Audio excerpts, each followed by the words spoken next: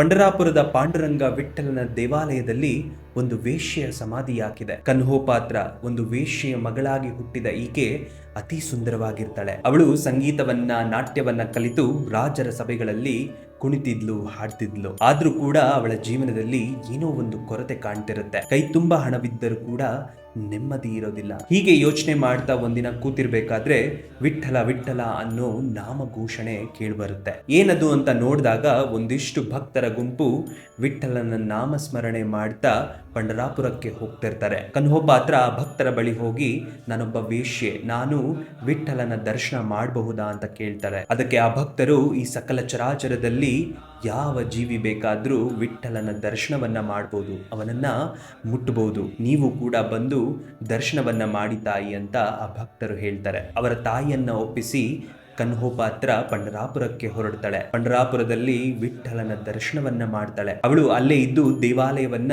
ದಿನನಿತ್ಯ ಸ್ವಚ್ಛ ಮಾಡಿ ಪಾಂಡುರಂಗ ವಿಠ್ಠಲನ ಕೀರ್ತನೆಗಳನ್ನ ಬರಿತಿದ್ಲು. ಹೀಗೆ ಒಬ್ಬ ರಾಜ ಅವಳ ಸೌಂದರ್ಯಕ್ಕೆ ಬೆರಗಾಗಿ ಅವಳನ್ನ ಕರೆತೆನ್ನಿ ಅನ್ನೋ ಆದೇಶ ಮಾಡ್ತಾರೆ. ಅವಳನ್ನ ಅರಮನೆಗೆ ಕರೆಸಿಕೊಂಡು ಅವಳನ್ನ ಬಲವಂತ ಮಾಡಕ್ಕೆ ಪ್ರಯತ್ನ ಮಾಡ್ತಾನೆ. ಆದ್ರೆ ಅವಳು, ನನ್ನ ಸರ್ವಸ್ವವನ್ನ ವಿಠ್ಠಲನಿಗೆ ಕೊಟ್ಬಿಟ್ಟಿದೀನಿ ಅಂತ ಹೇಳ್ತಾರೆ. ಆದ್ರೂ ಕೂಡ ರಾಜ ಅವಳನ್ನ ಬೆದರಿಸಿರ್ತಾನೆ. ದಿಕ್ಕೇ ತೋಚ್ದಿರ ಕನ್ಹೋಪಾತ್ರ ವಿಠ್ಠಲನ ಮುಂದೆ ಬಂದು ನಿಲ್ತಾಳೆ. ನನಗೆ ನಿಮ್ಮನ್ನ ಬಿಟ್ಟರೆ ಬೇರೆ ಯಾರು ಬೇಡ ಸ್ವಾಮಿ, ನನ್ನನ್ನ ಕಾಪಾಡಿ ಅಂತ ಬೇಡ್ಕೊಂತಾಳೆ. ಆಗ ಒಂದು ಬೆಳಕು ಅವಳ ಮುಂದೆ ಕಾಣುತ್ತೆ. ಅದರಲ್ಲಿ ಪಾಂಡುರಂಗ ವಿಠ್ಠಲನ ದರ್ಶನವಾಗುತ್ತೆ. ವಿಠ್ಠಲನ ದರ್ಶನ ಮಾಡಿದ ಅವಳ ಜನ್ಮ ಸಾರ್ಥಕವಾಗೋಗುತ್ತೆ. ಅವಳು ಅಲ್ಲೇ ಅವಳ ಪ್ರಾಣವನ್ನ ಬಿಟ್ಟು ವಿಠ್ಠಲನಲ್ಲಿ ಐಕ್ಯವಾಗೋಗ್ತಾಳೆ. ಅವಳ ಈ ಭಕ್ತಿಯನ್ನ ಕಂಡ ಜನರು ಅವಳಿಗಾಗಿ ಒಂದು ಸಮಾಧಿಯನ್ನ ದೇವಸ್ಥಾನದಲ್ಲೇ ಕಟ್ತಾರೆ. ಈಗಲೂ ಕೂಡ ಪಂಢರಾಪುರದ ಪಾಂಡುರಂಗನ ದೇವಾಲಯದಲ್ಲಿ ಒಂದು ವೃಕ್ಷದ ಕೆಳಗಡೆ ಸಂತ ಕನ್ಹೋಪಾತ್ರಳ ಸಮಾಧಿ ಇದೆ. ನಮ್ಮ ಜಾತಿ, ಮತ, ಧರ್ಮ, ಕೆಲಸ